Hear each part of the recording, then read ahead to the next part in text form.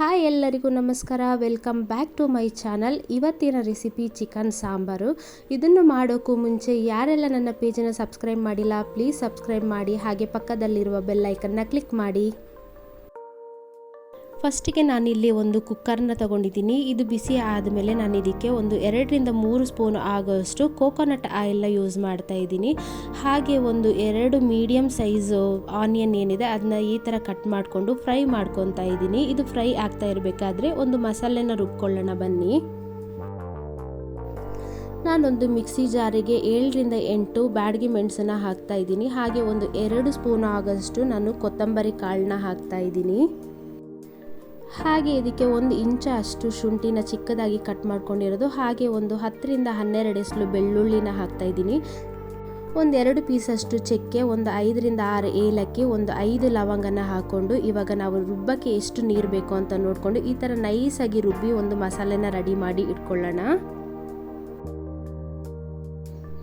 ಆನಿಯನ್ನ ನಾವು ಕಂಪ್ಲೀಟಾಗಿ ಫ್ರೈ ಮಾಡಬೇಕು. ಇದು ಬೆಂದು ಸ್ವಲ್ಪ ಆಗೋವರೆಗೂ ನಾವು ಫ್ರೈ ಮಾಡ್ಕೋಬೇಕು. ಇಲ್ಲಿ ನಾನೇನು ತೋರಿಸ್ತಾ ಇದ್ದೀನಿ ಈ ಥರ ಫ್ರೈ ಆದಮೇಲೆ ನಾನು ರುಬ್ಬಿಟ್ಕೊಂಡಿರುವಂತಹ ಮಸಾಲೆನ ಇದಕ್ಕೆ ಹಾಕ್ತಾ ಇದ್ದೀನಿ.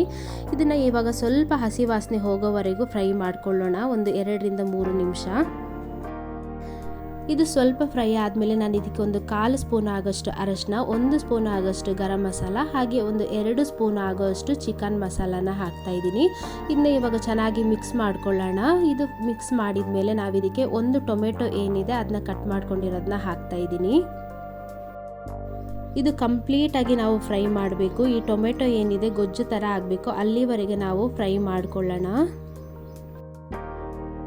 ಟೊಮೆಟೊ ಈಗ ನೀಟಾಗಿ ಬೆಂದಿದೆ ನೋಡಿ. ಇಲ್ಲಿ ಮಸಾಲೆ ತುಂಬ ಚೆನ್ನಾಗಿ ರೆಡಿ ಆಗಿದೆ. ಈ ಥರ ಒಂದು ಮಸಾಲೆ ಆದಮೇಲೆ ನಾವು ಕ್ಲೀನ್ ಮಾಡಿ ಇಟ್ಕೊಂಡಿರುವಂತಹ ಚಿಕನ್ನ ಇದಕ್ಕೆ ಹಾಕೊಳ್ಳೋಣ. ಚಿಕನ್ ಹಾಕಿದ ಮೇಲೆ ನಾವು ಇದನ್ನು ಚೆನ್ನಾಗಿ ಮಿಕ್ಸ್ ಮಾಡ್ಕೊಳ್ಳೋಣ. ಚಿಕನ್ನೇ ಬೇಯ್ತಾ ಇರಬೇಕಾದ್ರೆ ನೀರು ಬಿಟ್ಕೊಳ್ಳೋದ್ರಿಂದ ನಾನು ಇಲ್ಲಿ ಒಂದು ಚಿಕ್ಕ ಕಪ್ಪಲ್ಲಿ ಸ್ವಲ್ಪ ನೀರನ್ನ ಹಾಕ್ತಾ ಇದ್ದೀನಿ. ಹಾಗೆ ರುಚಿಗೆ ಎಷ್ಟು ಬೇಕು ಅಷ್ಟು ಉಪ್ಪನ್ನ ನೋಡಿ ಹಾಕೊಳ್ಳಿ. ಇವಾಗ ನಾವು ಇದನ್ನ ಚೆನ್ನಾಗಿ ಮಿಕ್ಸ್ ಮಾಡ್ಕೊಳ್ಳೋಣ. ಮಿಕ್ಸ್ ಮಾಡಿದ ಮೇಲೆ ನಾವು ಕುಕ್ಕರ್ ಮುಚ್ಚಳನ ಮುಚ್ಚಿಟ್ಟು 1 ವಿಷಲ್ ಬರ್ಸ್ಕೊಂಡ್ರೆ ಸಾಕು.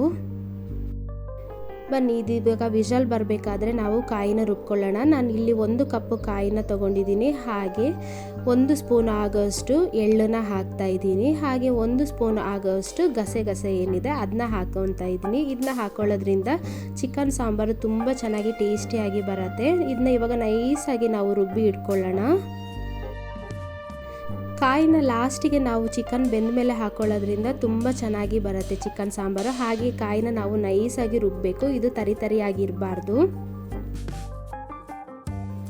ನೋಡಿ. ಇವಾಗ ಚಿಕನ್ ಬೆಂದಿದೆ. ಇದಕ್ಕೆ ನಾನು ಇವಾಗ ರುಬ್ಬಿಟ್ಕೊಂಡಿರುವಂತಹ ಕಾಯಿನ ಹಾಕೊತಾ ಇದ್ದೀನಿ.